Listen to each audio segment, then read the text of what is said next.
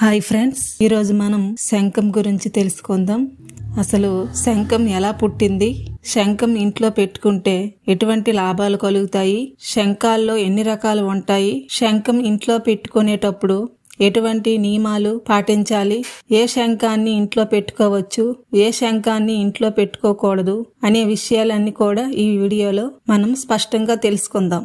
Friends, ఈ వీడియోని మీరు పూర్తిగా చూసినట్లయితే శంఖం వల్ల కలిగే లాభాలు, నియమాలు, విధి విధానాలు అన్నీ కూడా మీకు పూర్తిగా అర్థమవుతాయి. ఇలాంటి మహిమగల శంఖాన్ని ఆన్లైన్ లో కొనాలనుకుంటే డిస్క్రిప్షన్ లో లింక్ ఇచ్చాను, ఒకసారి చెక్ చేయండి. ముఖ్యంగా శంఖం ఎలా పుట్టిందంటే క్షీరసాగర మదనంలో లక్ష్మీదేవితో పాటే ఈ శంఖం కూడా ఉద్భవించింది. దేవతలు, రాక్షసులు అమృతం కోసం క్షీరసాగర మదనం చేయాలనుకున్నారు. క్షీరసాగర మదనం చేసేటప్పుడు ఒక మందర పర్వతాన్ని తీసుకొచ్చి ఆ పాల సముద్రంలో వేసినప్పుడు అది మునిగిపోతుంది. అప్పుడు దేవతలందరూ మహావిష్ణువుని ప్రార్థిస్తే మహావిష్ణువు కూర్మావతారం అంటే తాబేల అవతారాన్ని ధరించి ఈ మంత్రగిరిని మోస్తాడన్నమాట. అప్పుడు వాసుకి అనే పెద్ద సర్పాన్ని తీసుకువచ్చి తలపక్క రాక్షసులు, తోకపక్క దేవతలు ఆ క్షీరసాగర మదనాన్ని చిలికినప్పుడు మొట్టమొదటగా ఆ క్షీరసాగర మదనంలో అలాహలం అంటే విషం పుట్టింది. పరమేశ్వరుడు దాన్ని తాగుతాడనమాట. ఆ విషాన్ని తాగేటప్పుడు ఆ గొంతు మొత్తం నీలి రంగులోకి మారిపోతుంది. ఆ నీలి రంగులో మారడం వల్ల శివునికి నీలకంఠుడు, విషకంఠుడు, గర్లకంఠుడు అని పేర్లు వస్తాయి. ఆ తరువాత క్షీరసాగర మదనంలో ఎన్నో అద్భుతమైన వస్తువులు జన్మిస్తాయి. కల్పవృక్షము, కామధేనువు, ఐరావతము, ఉచ్చాశ్వము, అదేవిధంగా మహావిష్ణువు ధరించినటువంటి కౌస్తభవం అనేటువంటి మణి, అప్సరసలు, ధన్వంతరి, చంద్రుడు, లక్ష్మీదేవి, ఈ వస్తువులన్నిటితో పాటు శంఖం కూడా క్షీరసాగర మదనంలో పుడుతుందన్నమాట. కాబట్టి లక్ష్మీదేవికి ఈ శంఖం అనేది సోదరుడు. కాబట్టి ఈ శంఖం అనేది చాలా విశేషమైనటువంటి స్థానాన్ని మన పురాణాల్లో పొందింది. శంఖం సాక్షాత్తు లక్ష్మీదేవి స్వరూపం. ఏ ఇంట్లో అయితే శంఖం ఉంటుందో ఆ ఇంట్లో లక్ష్మీదేవి కొలువై ఉంటుంది అని దేవి భాగవతంలో వ్యాధవ్యాసులు వారే మనకు చెప్పి ఉన్నారు. దేవి భాగవతం నవమ స్కందంలో మహావిష్ణువే దేవతలతో చెప్పాడనమాట. మీరు కావాలంటే దేవి భాగవతం తెరిచి చూడండి. యంత్రతంత్ర ధ్వని నాస్తి అంటే ఇంట్లో అయితే శంఖధ్వని ఉండదో ఆ ఇంట్లో లక్ష్మీదేవి స్థిరంగా నిలవదు. లక్ష్మీదేవి అలా వచ్చి వెళ్లిపోతూ ఉంటుందని దేవి భాగవతంలో మహావిష్ణువు స్వయంగా దేవతలతో చెప్పారనమాట.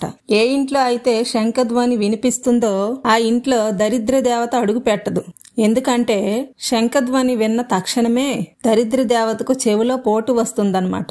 అందుకే ఎక్కడ శంఖానాదం వినిపిస్తుందో అక్కడ దరిద్ర దేవత కాలు పెట్టదు. ఎక్కడ శంఖధ్వని వినిపిస్తుందో అక్కడ లక్ష్మీదేవి ఏ లోకాన ఉన్నా మీ ఇంట్లోకి తప్పకుండా వస్తుందని దేవి భాగవతంలో చెప్పి ఉన్నారు.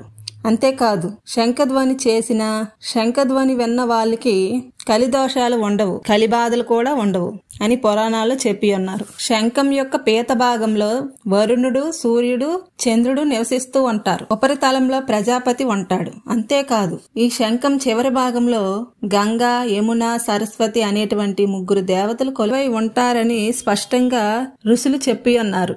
అందుకే పెద్దలు ఏమన్నారంటే శంఖంలో పోస్తే తీర్థమని, చెంబులో పోస్తే తీర్థం కాదని అన్నారు. ఎందుకన్నారంటే శంఖంలో నీరు పోసినట్లయితే ఆ నీరు శంఖం చివరి భాగంలోకి వచ్చినప్పుడు అక్కడ గంగా, యమున, సరస్వతి నదులు నీళ్లు తాగిన అనుభూతి మనకు కలుగుతుంది.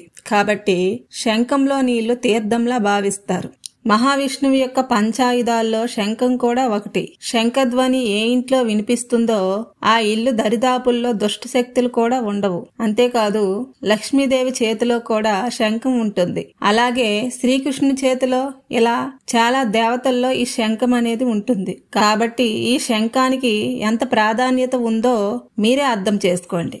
దక్షిణావర్త శంఖంతో మనం దేవతలకు అభిషేకం చేసిన వాళ్ళకి గృహప్రాప్తి, గృహంలో అష్టైశ్వర్యాలు, సంపదలు తప్పకుండా కలుగుతాయని పురాణాల్లో మనకు పెద్దలు చెప్పి ఉన్నారు.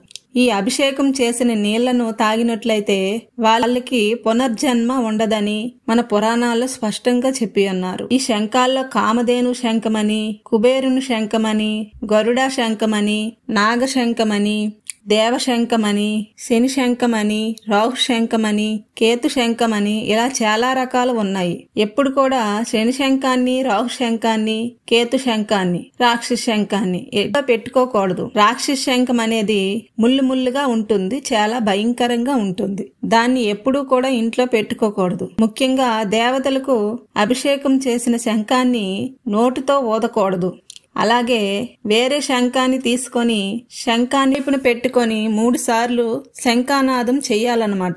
ఇలా 3 సార్లు శంఖానాదం చేసినట్లయితే మన దరిదాపుల్లో కూడా దుష్ట శక్తులు రావు. అలాగే మన ఇంట్లో లక్ష్మీనారాయణుడు కొలువై ఉంటాడు. అలాగే ఈ శంఖానికి ఒక నియమం అనేది ఉంటుంది. అదేంటంటే మనం దేవుడికి వినియోగించిన దక్షిణావర్త శంఖం గాని, అలాగే శంఖానాదం చేసిన శంఖాన్ని కూడా ఎప్పుడూ నేలపైన పెట్టకూడదు. చక్కగా ఒక ప్లేట్ లో గాని, ఒక స్టాండ్ పైన గాని పెట్టుకోవాలి. పొరపాటును కూడా నేలపైన పెట్టకూడదు. శంఖాన్ని పూరించిన శంఖధ్వని విన్న ఋగ్వేదం, యజుర్వేదం, సామవేదం, అథర్వణ వేదం అనే 4 వేదాలు విన్నటువంటి ఫలితం కలుగుతుంది అని మనకు ఋషులే చెప్పి ఉన్నారు.